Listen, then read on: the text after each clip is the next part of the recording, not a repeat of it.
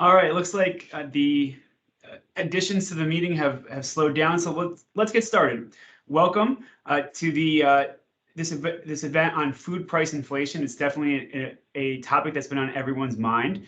My name is Curtis Dubay. I'm senior economist here at the U.S. Chamber of Commerce. We don't need a whole lot of lead up for this topic. Anyone that has purchased food lately knows that food prices are rising and rising pretty sharply. We have 3 boys at home, ages 10, 7, and 5. We're spending roughly $25 to $50 more per week on groceries for a family of 5. That's probably pushing up more to 50 and above actually in the last couple of weeks. You add that up over a 52-week year, and you're talking $3,000 more over the course of that year. I am certain many families across the country are experiencing similar price increases.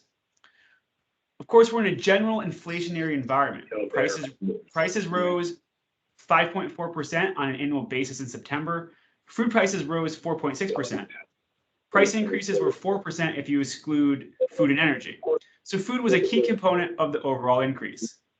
The key question, and the one we're going to get into today, is are rising food prices part of the larger inflation we're seeing? Or is there something different going on in the industry? And if that is the case, why is this occurring? And what can and should we do about it? To help answer these questions, we have with us today 3 distinguished presenters. Jayson Lusk is Distinguished Professor and Head of the Department of Agricultural Economics at Purdue University. He has a BS in Food Technology and a PhD in Agricultural Economics from Kansas State University. Jayson studies what we eat and why we eat it. Dean Foreman is the American Petroleum Institute's Chief Economist and an expert in the economics and markets for oil, natural gas, and power, with more than 2 decades of industry experience, including at ExxonMobil, Talisman Energy, Sasol, and Saudi Aramco in forecasting and market analysis, corporate strategic planning, and finance risk management. Dean will help us understand how energy prices are factoring into overall inflation and food prices particularly. And lastly, Andy Harig is Vice President of Tax, Trade, Sustainability, and Policy Development for FMI, the Food Industry Association. He is responsible for representing FMI's members before Congress and the administration, with a primary focus on agriculture, taxes, trade, food prices, and pensions. Harig holds a bachelor's degree from the College of William & Mary and earned his master's degree at DePaul University in Chicago.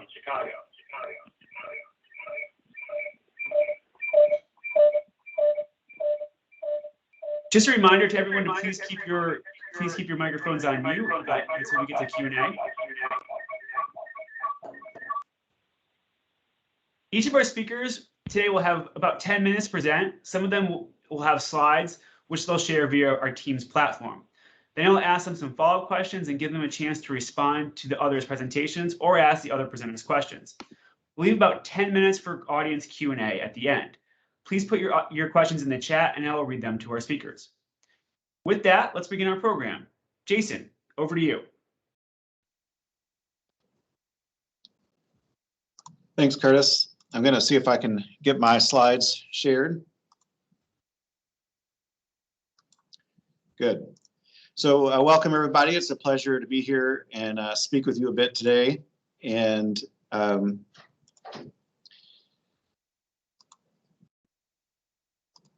we go. Speak to you a little bit today about what we're seeing on the food price inflation side of things. Sorry, my screen continues to... Are you still able to see my screen, Curtis? You are, okay. I think I'm going to leave it in this mode for now because it seems to be giving me some trouble. So I just want to talk briefly about what's going on in terms of food price inflation, where are we at today, and then I'll share with you some of my thoughts about what's causing some of the drivers that we're seeing now. So what are we seeing? These are data from the Bureau of Labor Statistics, so sort of gold standard in terms of price inflation data. The only downside is it's a bit backward looking. So the most recent data we have to date is September. But as of last September, year over year, prices of food at home were up about 4.5% compared to the same time last year. Food away from home up about 4.7%. So, how does that compare to times in the past? You can see there's, a bit of volatility, particularly in the price of food at home, but we're not necessarily in areas that that we haven't seen before. So you can go back to 2011 and see some rates of food price inflation that are higher than we're seeing at the moment. So what's causing a lot of the current conversation? I think a couple things. One is, it is true that the rate of food price increases are higher than we've come to expect over the last decade or so. So I've just overimposed on the previous graph that the 10-year averages before the start of the pandemic. And you can see, for example, the food price at home averaged year-over-year increase of about 1.3%. So this 4.5% we're experiencing at the moment is certainly much higher than we've come to expect. And I think it's that change that many of us are reacting to when we walk into the grocery store or we stop by the restaurant. Maybe another way to look at this too is, year over year tells us what's happening this year compared to last. But when you're a shopper in the grocery store, what you're reacting to is not percent changes, but the total impact, the cumulative change over time. So here I'm just showing you using the same data, the percent change relative to January of 2020. So before the start of the pandemic. And you can see in aggregate, in total today, at least for food at home, at restaurants, at grocery stores, we're up about 8.2% in terms of food away from home, also almost up about 8%. And a lot of that increase, particularly in the grocery store, happened in those very early stages of the pandemic, from March to April. That monthly increase from March to April was the largest monthly increase that we've seen since the 1970s. And so what we saw is a big increase that month, and then maybe a steadying off, and then here in the last few months, another continued rise. And so I think it's this total effect that people are, really reacting to when they buy and shop for food. What's driving, in terms of individual food products, the increases in food prices? And so I've got those same two lines that I had before, but now I've superimposed on that 3 additional lines, and those are meat products. So beef is up, at least as of September, over this roughly year and a half time period, up about 22%. Pork up about 16% relative to the start of January 2020, and chicken up about 13%. So it's really, of course, there's volatility in the prices of many items, but it's really the meat items that have been pulling up the increases in the overall food price index. Why? What's happening here? I think there are 3 primary drivers. I'm going to touch on each of them. One is monetary. So these are data from just a measure of overall money supply in the economy. So this is not specifically related to food, but just overall money supply. And you can see the enormous increase in money supply that happened in response to the pandemic as we extended unemployment benefits, sent out stimulus checks to people, COVID-related checks to people, just put a lot more money into the economy. And when there's that much money floating around, it means the value of each dollar is less than it was before, and that gets reflected in higher food prices. So, I think economists debate about how much this matters and the extent to which it's transitory versus permanent. But from my view, it has to have some impact. And I think we're seeing some of that impact in food prices. What about the demand side for food? So if demand for food is increasing, that's going to pull up prices. And I think there certainly is an aspect to the demand story. So particularly early on in the pandemic, a lot of extra food buying for consumers, or this term pantry loading. People were buying more food. Hoarding is one word people use. I don't know that that's necessarily the way I would put it, is when you are uncertain about the future, it's a natural response to stock up now. And we saw a bit of that. The chart down at the bottom shows overall spending on food at home and food away from home. And you can see the uptick that happened there between March and April. But the other interesting phenomenon is it hasn't really come back down. Food, and at the same time, food away from home spending has recovered. So if we just look at the most recent data we have in August compared to before the pandemic in January, we're spending about 20% more both on food at home and food away from home. Some of that, of course, is due to inflation, but also it's just more food buying that's happening in both outlets. And particularly as the food away from home spending has recovered, that's added extra demand to the food picture, which has pulled up prices. Another strong source of demand are our trading partners, particularly on the agricultural commodity side. China early on in the, not early on, but in the summer of 2020 started buying a lot of corn and soybeans. Here more recently, this is a graph of beef exports. The top blue line is this year, the bottom line is the previous year, and you can see strong demand pull from our foreign buyers of products like beef. A big part of this change is China. So our foreign buyers are buying more of our food products, and that is pulling up food prices. Let's talk about a couple of supply side issues or cost issues, and then I'll wrap up. As I mentioned, a lot of our agricultural commodity prices have increased. So this is just corn prices, farm level corn prices from the start of the pandemic till now. And you can see that there's a hit early on that occurred in response to the pandemic. But then really by the summer of 2020, some really strong increases in corn prices. And a lot of that was based on the strength of buying by China in particular, and also because some adverse weather conditions that occurred in South America, which is a big growing region, but also here in this country and parts of the Midwest.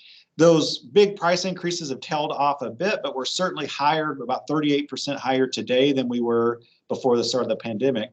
So corn prices, you might think we're not eating a lot of that corn directly at the supermarket, but you know what? We're feeding a lot of that corn and soybeans to cattle, hogs, and chickens, and that's pushing up the prices of those items because the costs of production have risen. Labor has been a very significant issue on the supply side, both getting enough labor and then also the challenges of paying workers to show up. So, I think the labor story is one that hopefully we'll have a chance to discuss more broadly with the other panelists, because I'll be curious to hear their points of view. But it's been hard finding labor, and we've been increasing wages, but still not enough to offset those wage increases. So just to give you an example, just on the food side of things, these are the percent increases in weekly wages today relative to the start of the pandemic. In particular, in areas like animal slaughtering, you can see wages are up almost 20%. So that extra cost has to go somewhere, and that somewhere is higher food prices. One note I'll make here is I've seen several recent headlines of whether this Thanksgiving is going to be the most expensive Thanksgiving ever. It's kind of a tough question to answer, but one way I think you might want to look at that is to compare increases in the price of food to increases in wage rates. How, given increases in income, how much food can you buy given today's prices and today's income? And particularly in these sectors, you can see wages have increased faster than food prices have. So in a way, people's buying power has increased, at least if you have a job, and at least in these particular sectors. I think there's a lot of debate about why we're having such a hard time getting labor in many of our areas of food processing. Is it because of policy? Because we've extended unemployment benefits, because we paid people to offset some of their costs as they stayed at home, those $2,100 checks and so forth? Or is it because workers are worried about having COVID and don't want to show up to work, or they can't get childcare? My view is it's a combination of all those factors are playing a role here. Lastly, I think logistics, cost of transportation, labor has an issue both in trucking, having a hard time finding enough people to transport goods, both domestically and bringing in food from abroad, as we've seen in some of our ports. And then just the myriad of supply chain disruptions, as sort of almost randomly, it's new items have new problems. Whether it's aluminum that we need to package canned goods, or cartons and cardboard. Those sorts of issues have remained challenges and are helping add extra cost to the system that we're seeing reflected in food prices. So I'll stop there. I think the big question is, when will this go away? Is it transitory or permanent? My answer is it's transitory, but we don't know how long that transition period is. Is it 5 weeks, 5 months, or 5 years? I don't know the answer to that. I'd have a different job than I have today if I knew the answer to that one. So I'll stop there. Thank you, Jayson. That was really, really interesting and a really great way to frame up our conversation. I was stunned by the increase in wages in those particular industries. We know wages are rising for a lot of different reasons, but I had not seen that data before, and something I'll definitely be working into our my presentations going forward. And I'm glad you answered the Thanksgiving question, because that was one of our first questions from Seth Bodine in the chat. So we got a jump start on Q&A. So Dean's up next. He's going to talk about the energy prices and how it feeds all into the increase in food prices. Dean, floor is yours. Thanks, Curtis. Hopefully you're seeing my screen here, yes?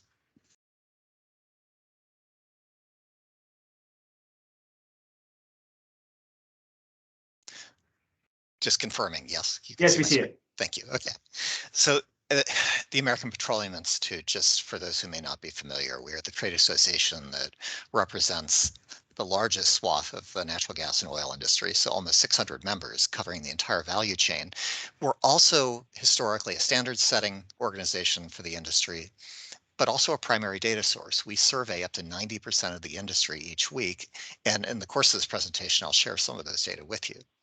Just a scene set, in addition to looking at prices, let's take consumer expenditures. And these are as tracked by the Bureau of Labor Statistics also in its consumer expenditure survey.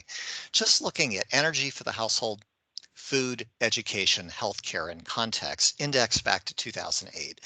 And if you take food, transportation, housing, those things are about half of what a consumer or a consuming household usually spends.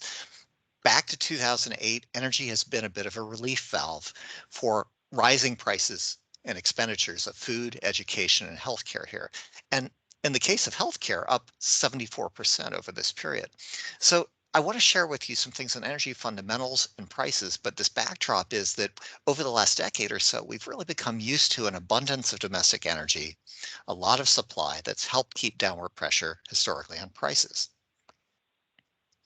Now, the nexus to food, if we look at food production, not just its distribution, getting to restaurants and food away from home, but just from a sheer growing wheat or corn, raising cattle, or harvesting milk, roughly, let's compare 2020 and 2014, recognizing that our recent prices for oil are the highest that we've seen since 2014.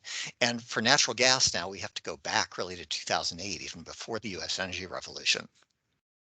Year on year, if you're mentally trying to bridge off of last year, the 2020 point, we're up close to 60% year on year for oil. And depending upon what consuming sector you're talking about, on the industrial or wholesale end, natural gas prices have basically doubled, and on the retail end, they're up, depending upon the region, 10 to 20% year on year.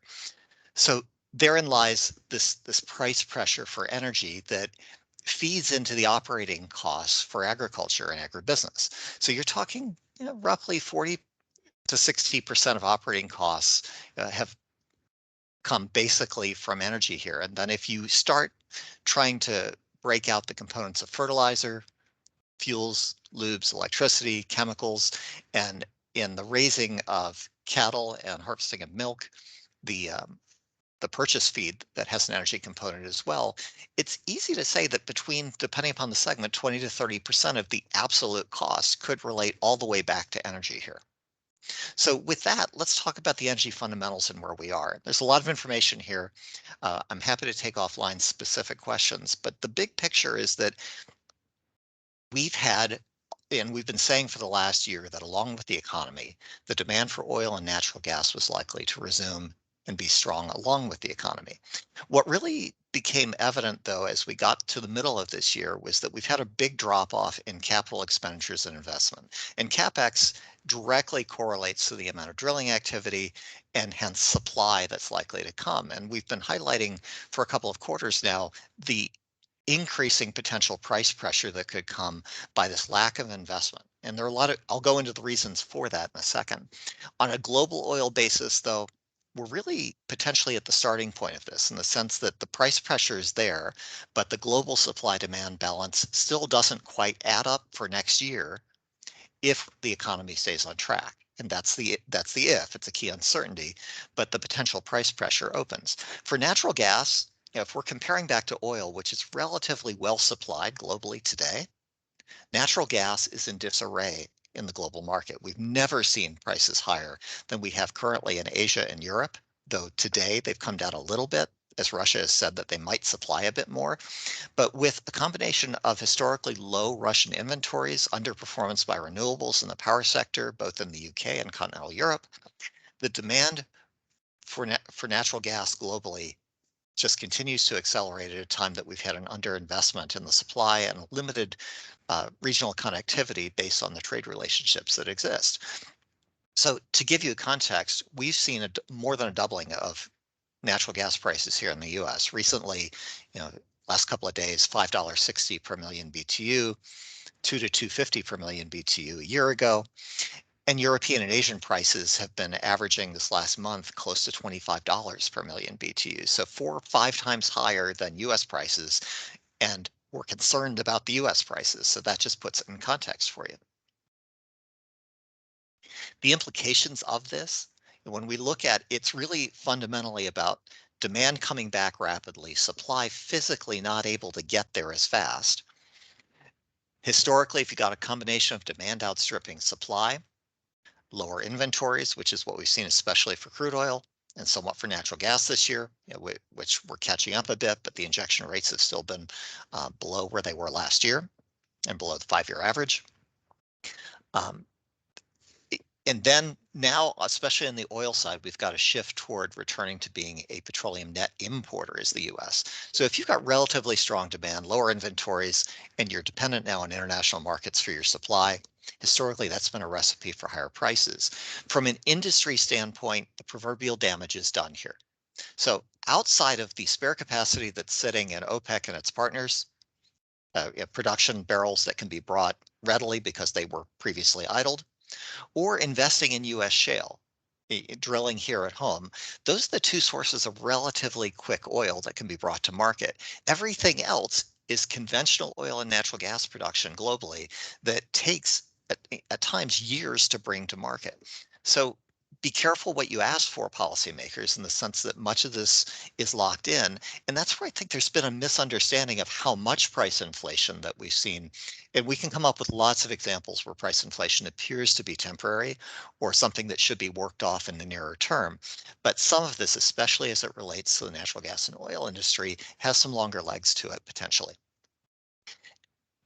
The most assured way of keeping that downward price pressure, like we've seen over the last 10, 12 years, is to have abundant domestic supply. But on top of, well, let's talk just very quickly about physical, financial, and policy reasons why we don't have the supply coming back so fast.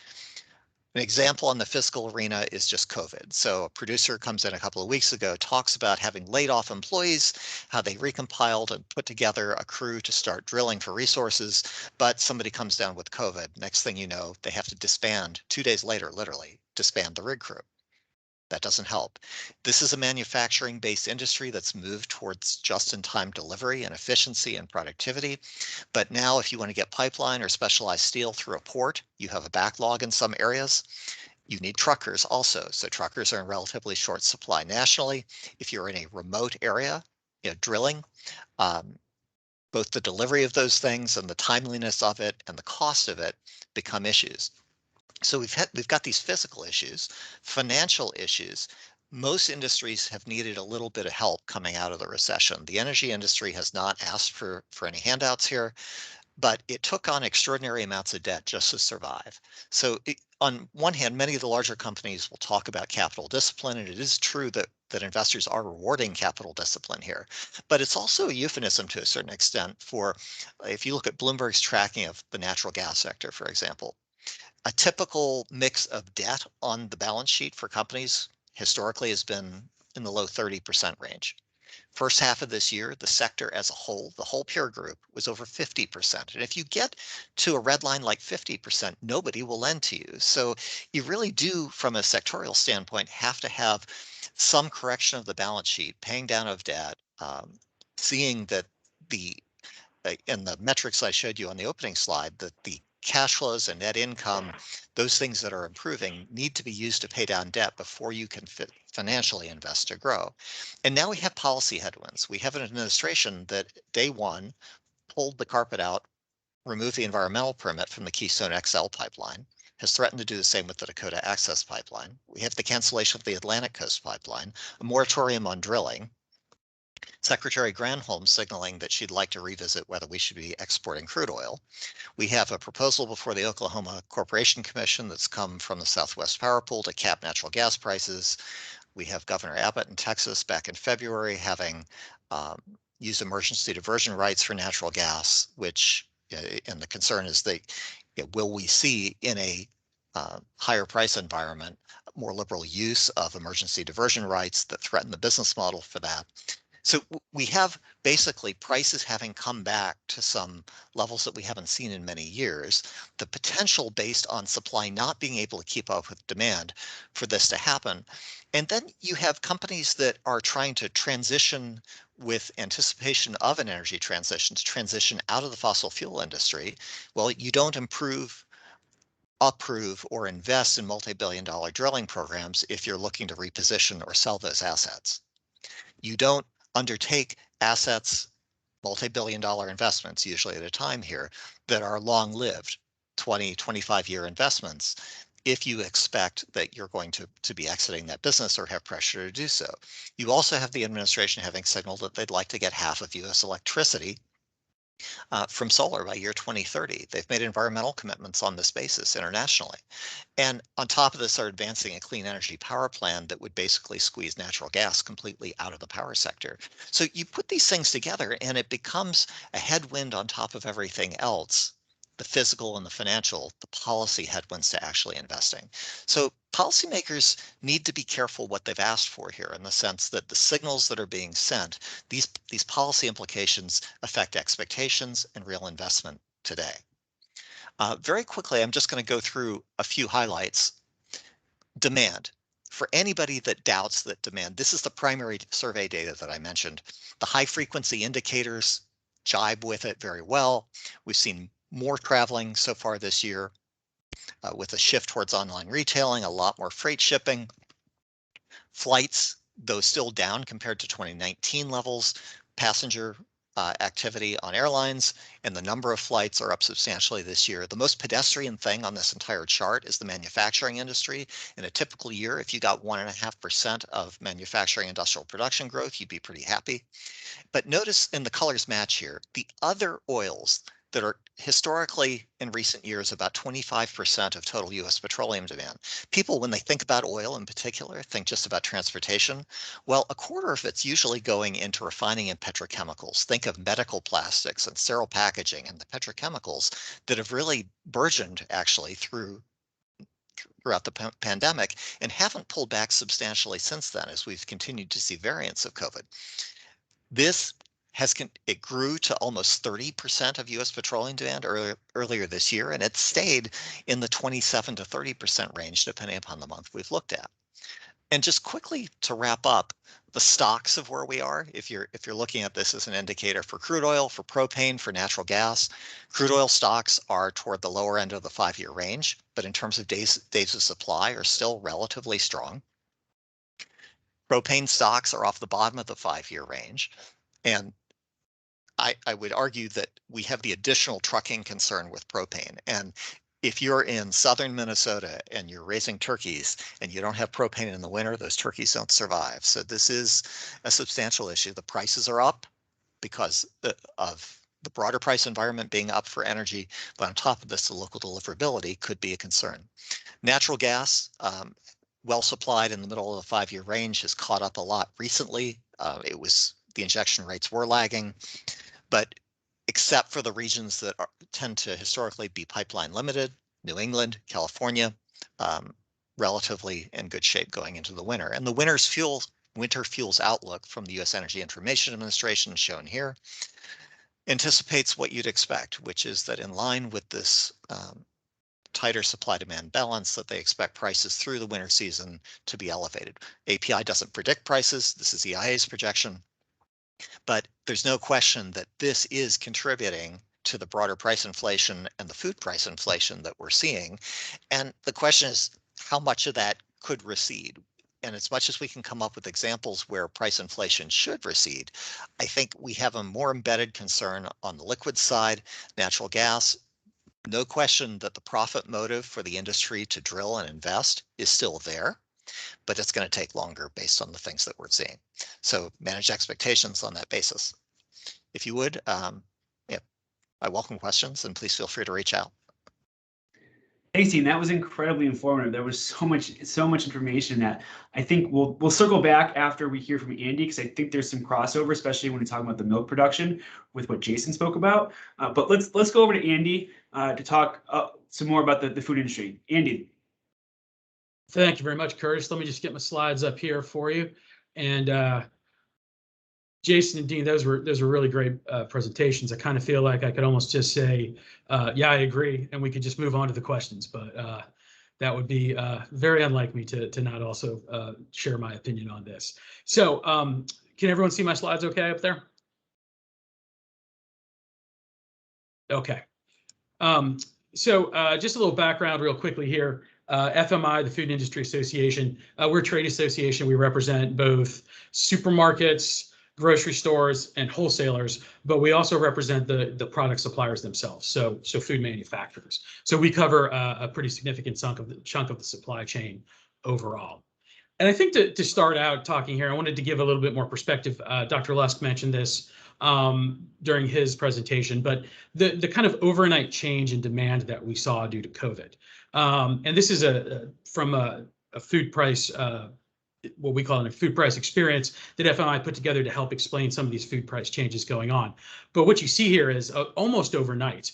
Once COVID and lockdowns begin, you see the demand side shift dramatically, where before COVID, people are eating about 53% of their meals outside of their home and spending the money out there.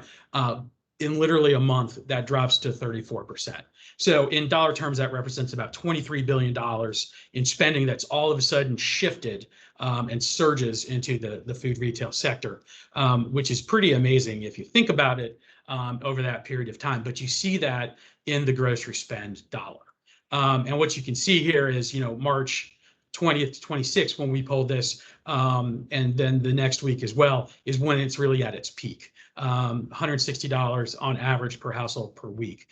You see a little bit of dying down as it goes on. It stays a little bit, but then throughout, really from October of last year until the point we're at this year, it stays relatively high. It's actually dropped a little bit early in the year. I think if you look at the February numbers, you saw the improvements in COVID generally, but now we're still pretty consistent at where we are. So far, at least, as we see inflation, it doesn't seem to be driving up that average weekly spend too much. I think as we pull this going forward, we'll have a little bit better sense. It's a little bit hard to separate why it's happening. Obviously, at the end of July, when you started to see some increase in food away from home, going really strongly. That's also when Delta got strong, and I think that pulled back a little bit. Also going forward into the holidays, it's hard to sometimes determine what's inflation driven and what is just holiday spending generally. But I think Dr. Lusk's point is really well taken.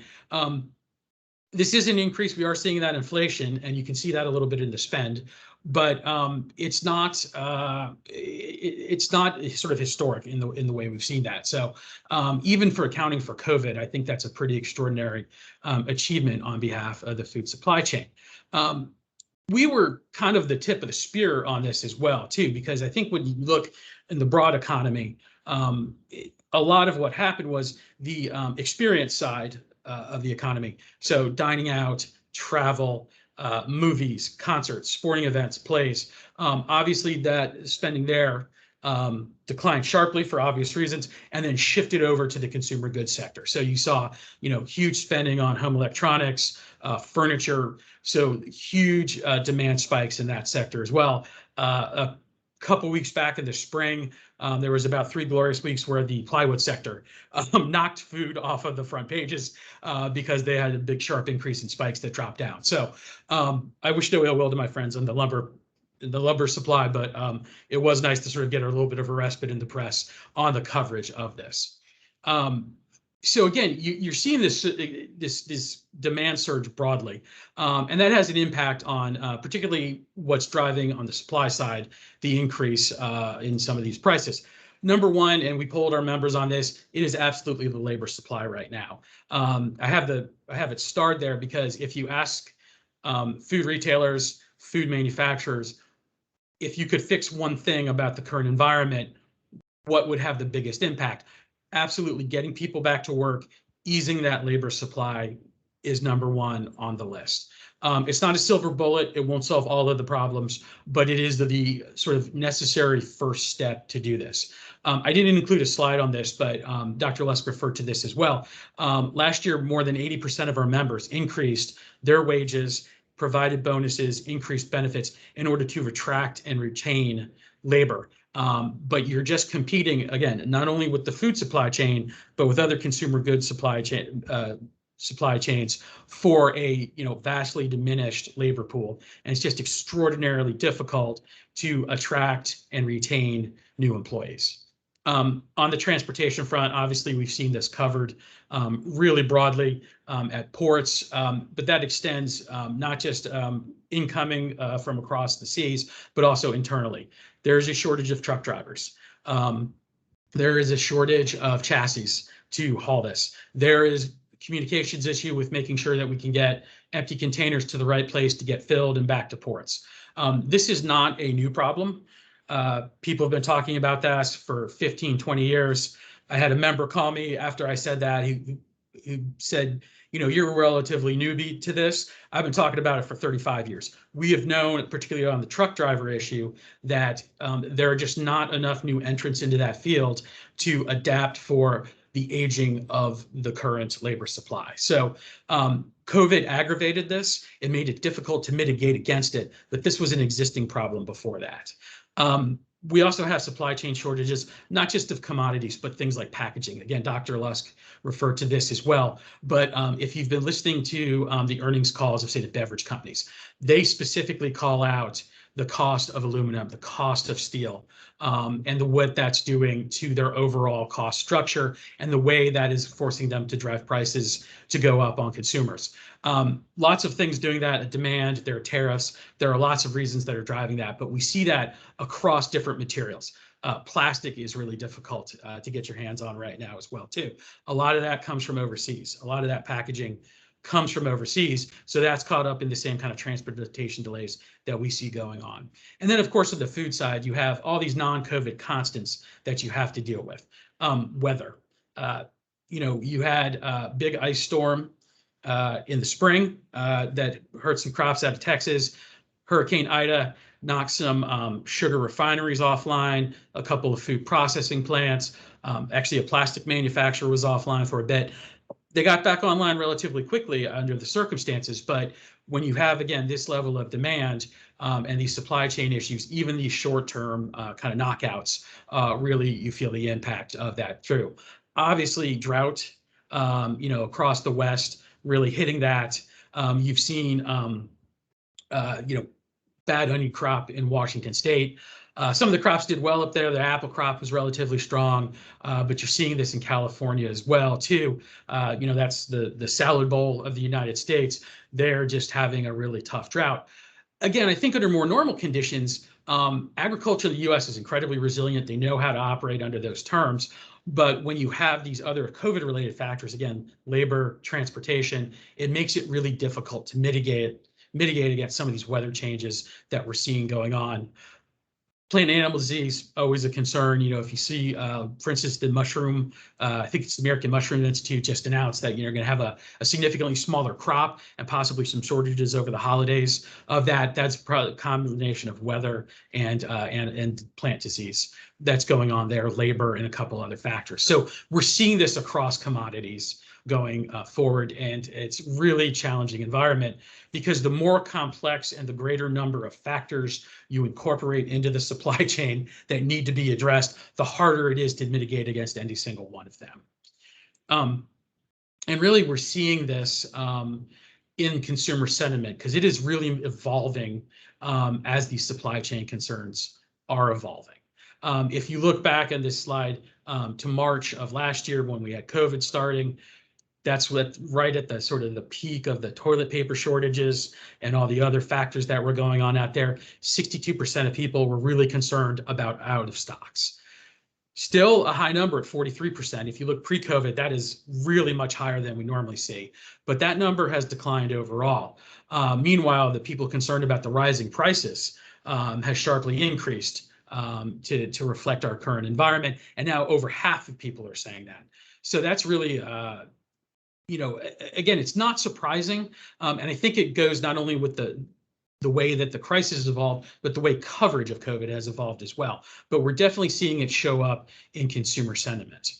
And as we head into the holidays, those concerns are increasing even more. Concerning about holiday shortages, you're seeing 58% of people showing some level of concern. So if you look back at the last slide, let me go back here real quick. Again, that 43% where we are at now, that's point in time. That was fielded October 1st through 7th. But as we move into the holiday season, people are becoming much more concerned about that. And certainly press coverage of supply chain issues are raising that as well. You've seen, as was mentioned, the price of the Thanksgiving dinner, the coverage of what that's going to be. I think the Farm Bureau, they always do a big summary of that going forward. I think it will be a little bit more optimistic than what appeared in the press yesterday. I think there were some concerns about the way they calculated the numbers in that and the 27% increase. But there's going to be some challenges this holiday season. There's no doubt about that. Cold storage of things like hams that can help make up for demand and frozen turkeys. Those inventories are at lower levels than they have been in the past. Just to close it out, how do we get on the other side of this? I am reluctant to make predictions. I think if Dr. Lusk is cautious, that warrants me to be more than cautious. I think probably the guy who has the worst job in DC right now is the speechwriter who told Chairman Powell to describe inflation as transitory. I'm sure he hears about that daily. Sooner or later, I guess he'll be right. But I do think one of the things we have to do is we have to get through the holidays, obviously. We're going to have to get on the other side of COVID. What that looks like being on the other side of COVID, I think, is very much up in the air for people. Just putting up a little bit of consumer sentiment survey that we did here about sort of when we see society and different factors of society returning to normal. And you can see really sharp differentiations of people of what they sort of consider the new normal. So we're going to have to, I think, probably those folks who are in the blue right there are going to have to feel like, yeah, we're legitimately on the other side of COVID before that happens. Then I think the supply chains are going to need a little bit of time to breathe and catch up. And then we can look at, some of this inflation going off the front page and becoming a little bit more at those traditional levels. I would say the supply chain shortages, from what we have heard, we're likely talking end of second quarter, early third quarter next year, and hopefully the inflation will, even out again to those traditional levels shortly thereafter. But things could intervene there that could make it happen quicker. Unfortunately, there's also a lot of events that could intervene that could make that a more drawn out period of time. But I do think we've got another few months, maybe up to a year of both the supply chain issues and the inflations that goes along with it before we really get eased and get back to sort of a more consistent and a more normal level that the consumer is used to. So there's going to be some challenges. We always encourage consumers to really be proactive, work with your local retailer to figure out how to address that. Lots of the stores, they have apps that can help you with specials. You can make a shopping list and go in there knowing what you need. You can try store brands, all sorts of strategies that we offer to do that. But I do think, at least in the near term, consumers are going to have to be creative. They're going to have to be patient, and they're going to have to just work through this with everyone else. Fortunately, Americans are really smart. I think they understand what's going on. And I think that the holidays will not be ruined by this, but there'll be some challenges that they're going to have to address. They're going to have to look around for what they need. And what we are telling people is, if you see it and you need it, buy it, but you don't have to go back to the panic buying stage. It's not going to return to the kind of early days of COVID where you had to, search for miles for toilet paper. So glad to answer questions on that, and appreciate everyone taking the time to listen. Thank you, Andy. That was really, really fascinating. I joined you in not wanting to make predictions. I told a meeting that we had in February of 2000. No, it wasn't February. It was March of 2020. Oh, there's not going to be a recession. So that's the end of my prediction and forecasting days. Was that I thought it was really interesting. I didn't know that much of our packaging came from overseas. It really drives home the fact that trade is a really important part of our economy and keeping things functioning. In a second, I'll give you all a chance to comment on anything that you heard, and then we'll go to questions and answers from the audience. So if you have questions, please put them in the chat. I see a few there now. One thing I noticed is that we're all talking a lot about supply chain and workforce, and it's clearly a major issue here, and that does lend some credence to that this eventually is transitory, right? Like these things will get worked out. And Andy, I agree with you. We're talking middle of next year at the earliest, so it's going to take some time. The thing that lurks over all this is what you touched on, Jayson, at the beginning, is that monetary policy. There's a huge run up in money supply, and we don't know how that's going to impact prices going forward. We don't know how transitory that will be. And that's something that we've been monitoring and we'll keep a sharp eye on. So with that, Jayson, did you you went first? You heard Dean and you heard Andy. Did you want to circle back and touch on anything that you heard from them, or anything that came to mind after you were listening to them that you'd like to comment on? No, enjoyed it. Learned a lot. It was useful for me to see Andy's comment about surveying their own members about labor.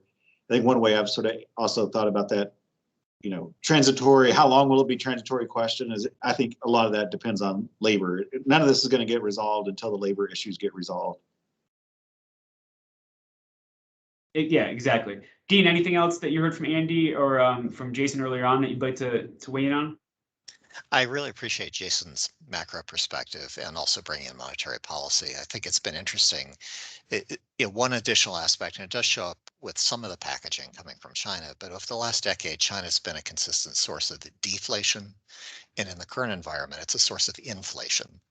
And even as they're expected to slow, global economic growth is still at historically high levels, to the point where even if it falls back, it's still relatively inflationary outside of the supply chain issues that we've been looking at.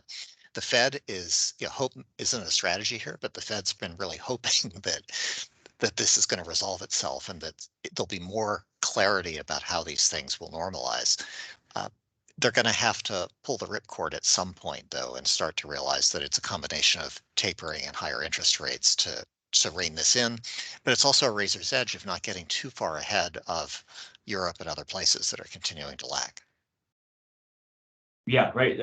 More than doubling the size of the balance sheet, so more than $4 trillion increase into the monetary base, and we're adding to that every month, and we haven't tapered yet. So if it's not transitory, they're still adding to it. So it is going to be important to keep an eye on that, because it's other than these issues that are I think of them as real economy, like real workforce, supply chain.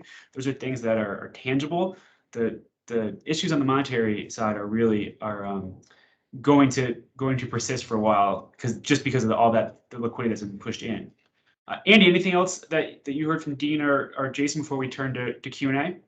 I mean, I think the one question I have is if, to both Dean and Jayson, if you think these some of these energy price increases are adequately built into the inflation expectations now, or do we sort of still see that coming?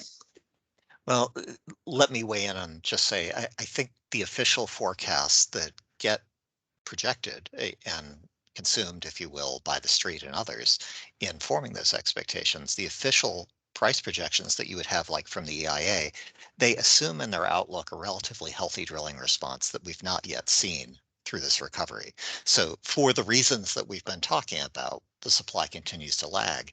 So the way to be an informed consumer of EIA's short-term energy outlook is to read it as, if you get 1.8 million barrels per day of US oil production growth this quarter and through the end of next year, that's the quantum. 1.8 million barrels per day of growth, then you have a balanced market in their view. If you don't, then you have upward price pressure. That's the other way to look at it. They don't publish their rig assumptions, though, or their drilling assumptions. So, that there you do have to kind of read between the lines. But these are potential pressures where the International Energy Agency and its energy outlook last week that it released, we are tracking investment, the pace at which it's happening, and it's critically low. It's really low. But yet their emphasis wasn't on that. It was just that, well, we need more clean energy investment. So let's dial back the politics and say, if we want consumer affordability, you have to actually produce the energy. You can't wish this to just go away. And we're going to have to work through these issues collectively with supportive policies to make it happen. Thanks, Dean. So with that, I think we got 8 minutes left. So let's get to some questions from the audience. We'll start with this question from Kyle Snyder. He asked about what's causing the lack of the labor shortage. He mentions retirements and more savings, allowing people to stay out of the workforce. I think that's, I'll just kick it off. I think those are part of it. We don't have a good answer for that. And it's, where did everyone go? How we're missing so many workers? Where are they all? Retirements are one. Fears of the virus are definitely still with us. Issues with dependent and childcare still remain, and the savings definitely contributes to that. It's 4.6 trillion in aggregate savings, about 2.6 trillion over trend since March of 2020. So those things all add up. But I'm curious what all of you think as well. Where are all those workers? Yeah, I agree, Curtis. In my view, it's probably one of the most perplexing parts of all of this. It's not as if we have fewer people necessarily, but I do. There have been some economists that have said, it can't be the policy-related response because there wasn't this sharp increase in employment after the benefits occurred. But I think, to your point, you wouldn't expect it to be sharp because people built up savings. You can look at those macroeconomic numbers and see people built a lot of savings during the course of this pandemic, so they have a cushion. They can sit around and be choosier about jobs than they were before, but that's going to run out at some point.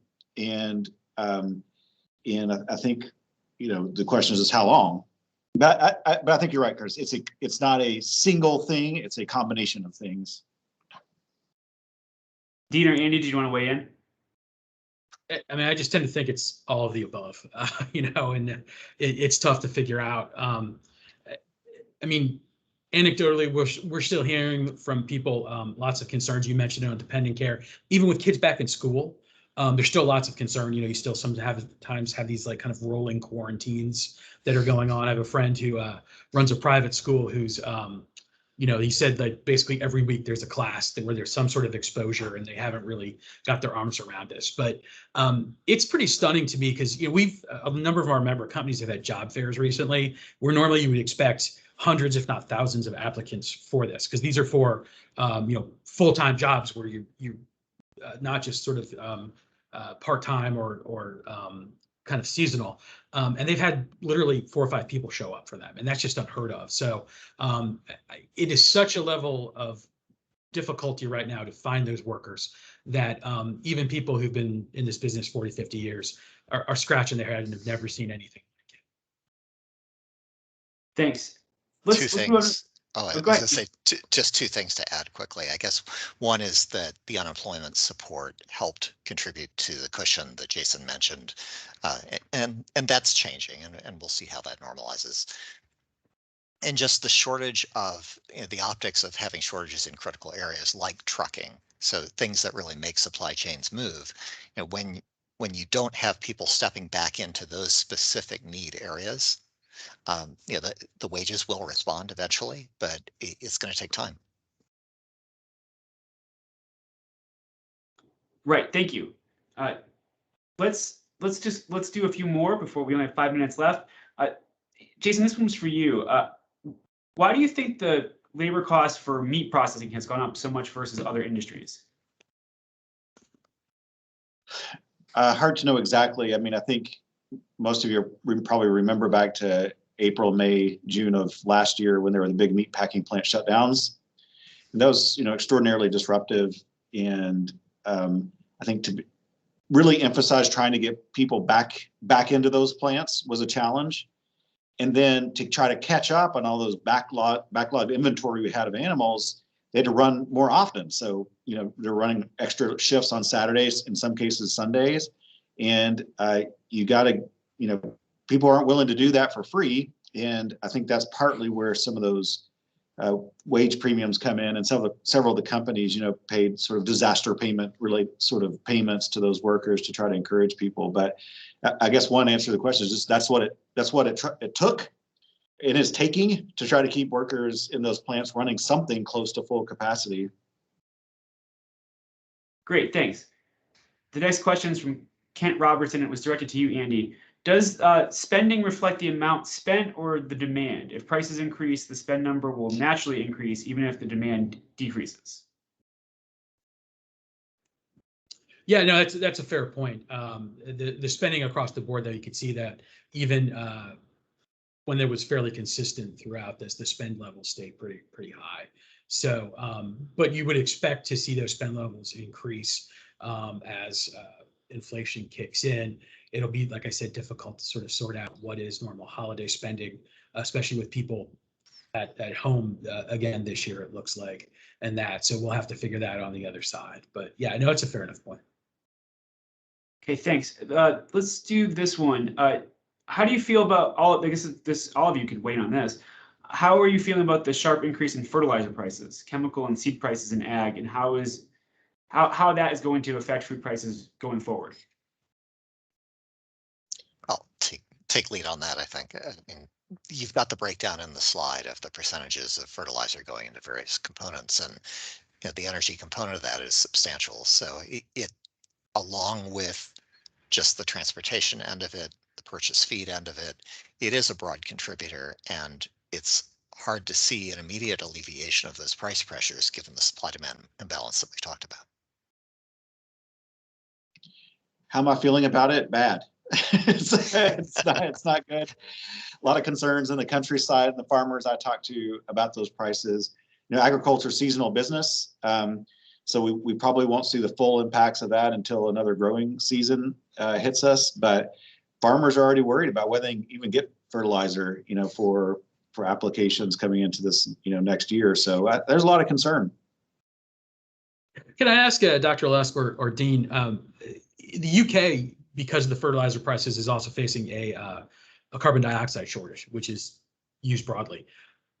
I've heard a little bit about that in the US. It doesn't seem to have hit the panic button. Are y'all hearing anything about that going forward? It's not something I've personally heard a lot about, although I've read the same stories you have about the UK problems. Sorry, I'm not sure the phrase a carbon dioxide shortage, that I understand the question, but the UK has myriad issues right now in trying to solve supply chain issues, underperformance of renewables, high energy costs, on top of the follow-on impacts of Brexit. I mean, there's a lot going on at this point in time. Well, we're coming up against the end of the hour. This is a good question. Is it okay if we distribute your slides to the participants, yes, or the attendees? Great. We'll send an email around with everyone's slides, and I'm going to put together a one-pager based on everything that our presenters have spoken about today. That will boil down the issue to the key points that they hit, and we'll distribute that in the coming weeks. So with that, we'll wrap things up. I want to thank Jayson Lusk and Dean Foreman and Andy Harig for joining us today. It was a really, really great, fascinating presentation. I learned a whole lot, whether it was the issue about packaging and all the issues that are filtering in from the energy side, and all the things that go into issues at the grocery store. So thank you so much for taking the time to be with us and speaking with us today. And maybe we can do another event in the future when we get some more clarity on this or new issues arise. So thank you all, and thank you for joining us. Bye.